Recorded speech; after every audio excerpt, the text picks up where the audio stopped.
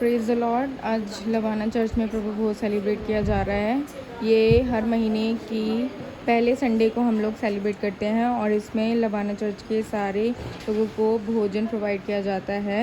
सब मिलकर भोजन खाते हैं। तो अभी परमेश्वर का वचन होगा, हम सुनेंगे। Praise the Lord.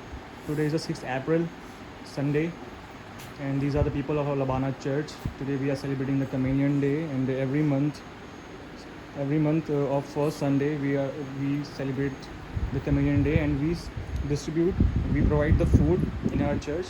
As you can see that these people are having the balls in their hand and also the food in it.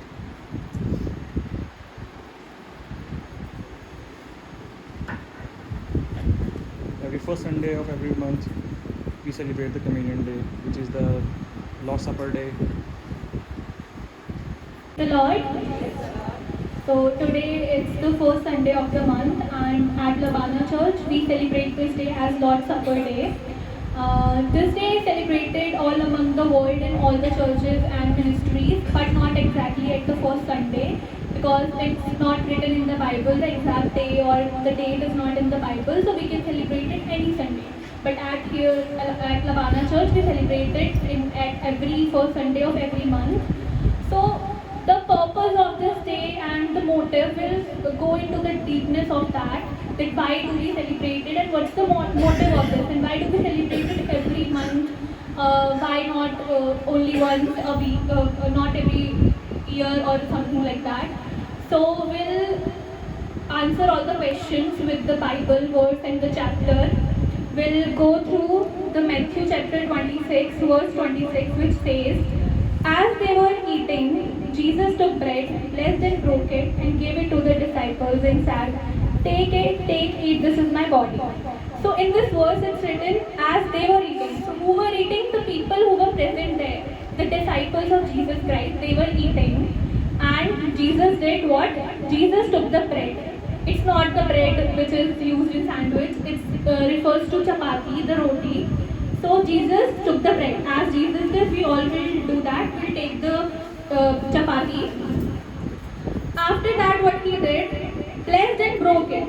Jesus did this. Jesus blessed the food, blessed the chapati, and broke it. Now we all will broke the chapati.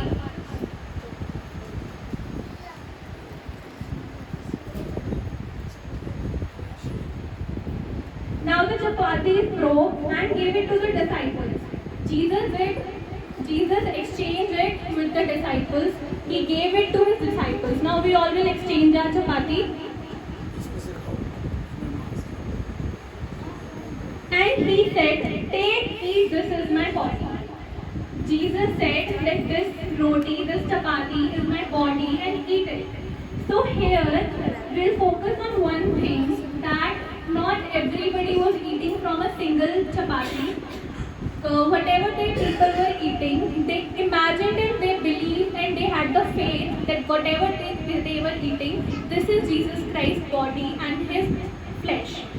So moving on to the another verse, then he took the cup and gave thanks and gave it to them, saying, "Drink from it, all of you." Now what Jesus did, he took the cup or the bowl and he said, and he thanked it. So we all should thank the Lord and the Almighty God that he gave us the food and the drinks we all have.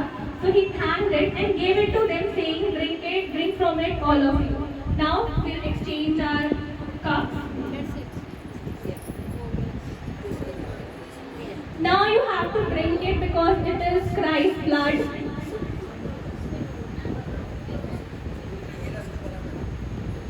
So here I have seen many times in many church what people do. People color the blood, color the water in blood color, in red color. What it signifies blood, but that is not written in the Bible. It is not even written in the Bible that the drink that they took, it actually the blood. It refers to the blood because Jesus Christ say, "Whoever eats my holy flesh and drinks my holy blood, gets an eternal life." So what it depicts, that we have to believe that whatever we are drinking and whatever we are eating belongs to Jesus Christ, which will make our food worthy to eat. As there is one more phrase in Corinthians 1, chapter 11, 29 verse, we'll go to it. It was said by Paulus, who, when not even Jesus Christ were with him at that time, he said, "For he who eats and drinks in an unworthy manner eats and drinks judgment to himself, not discerning the Lord's body. For this reason, many are weak and sick among you, and many sleep." So, what does this phrase depict? It basically depicts that whatever we are eating, if we don't claim it as the flesh and blood of Jesus Christ, then it is not the food we should take, because the food is poisonous, it could be cursed.